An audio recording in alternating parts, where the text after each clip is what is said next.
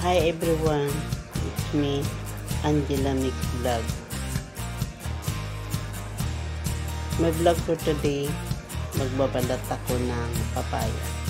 Kasi itong papaya ay sariwang-sariwa, kakapitas lang. Alam nyo guys, ang hirap pala magbalat ng papaya kung ang kutsilyo ay hindi matalim, mapurol. Kaya mapapansin nyo guys, hirap ako magbalat ng kutsilyo. Naghahanap ako ng ibang kutsilyo, hindi ko makita yung ibang kutsilyo. Ito lang makita kong kutsilyo, kaya itong kinamit ko sa pagbalat ng papaya. Pero siguro guys, hindi magtagal, matatapos ko din magbalat ng papaya. Ayan guys, hindi pa nagkalahati. Siguro masarap to gawing tinulang kung anong ang naisip ko, tinulang manok sana. Kasi ito lang naman ang partner ng papaya. Pag hindi ginisang papaya, tinulang manok. Ito ay kapalit ng sayote. Pag ikaw nagtinulang manok, pwede rin ang papaya. Mas masarap pa ito kasi sa sayote. Kasi sa mahal ngayon ng sayote, pwede na yung papaya. Kasi mas masarap ito sa sayote. Mas sustansya. Ayan guys, nakalahati ko ng babalatan yung papaya. Ayan. Inaasa-asa ko din ito kaninang kutsilyo, kaso lang hindi rin masyadong matalim. Kaya guys, malapit na rin matatapos. Ayan, hindi gaano kalaki ito, hindi rin gaano kalit, katamtaman na itong papaya. Kaya tamang-tama to sa aming mag-ina, saka tamang-tama to sa sa mga apo ko. Kasi gustong-gusto ng mga apo ko yung may sabaw, kaya napag-isipan ko na gawin kong tinulang manok. Ito ihalo ko sa tinulang manok. Ayun guys, matatapos na rin yung pagbabalat ko ng papaya. Titignan natin pag iniwa yung laman kung ito ay namumula ba o ano. Kasi pag mula-mula yung gitna, ito ay napakasarap.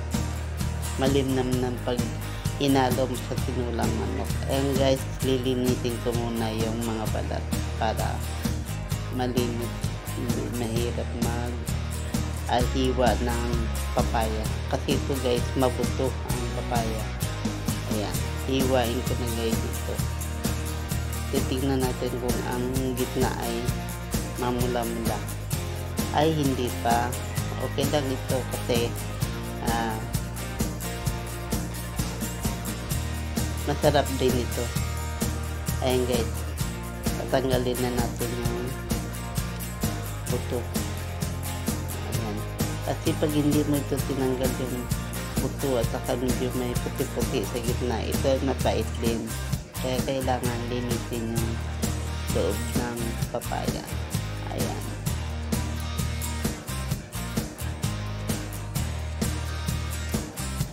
Ayan guys, nakita nyo malinis na.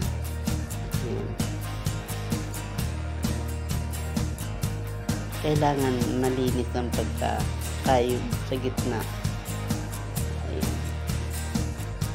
Para walang halong mapait. Kasi mapait din guys yung puting-puti na ito. Ayan, diba, malinis.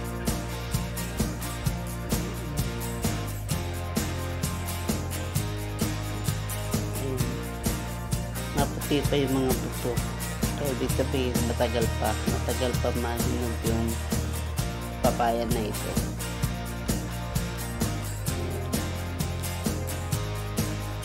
Malapit ko na matapos yung pagtanggal ko ng buto. saka yung puti-puti sa gitna. Ayan. Kailangan malinis yan guys.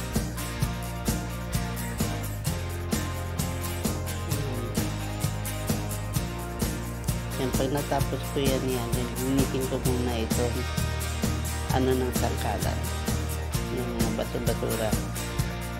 Pinagbalatan ko ng papaya, tapos tinanggalan ko ng buto. Ayan. Para hindi magulo ang lamisa.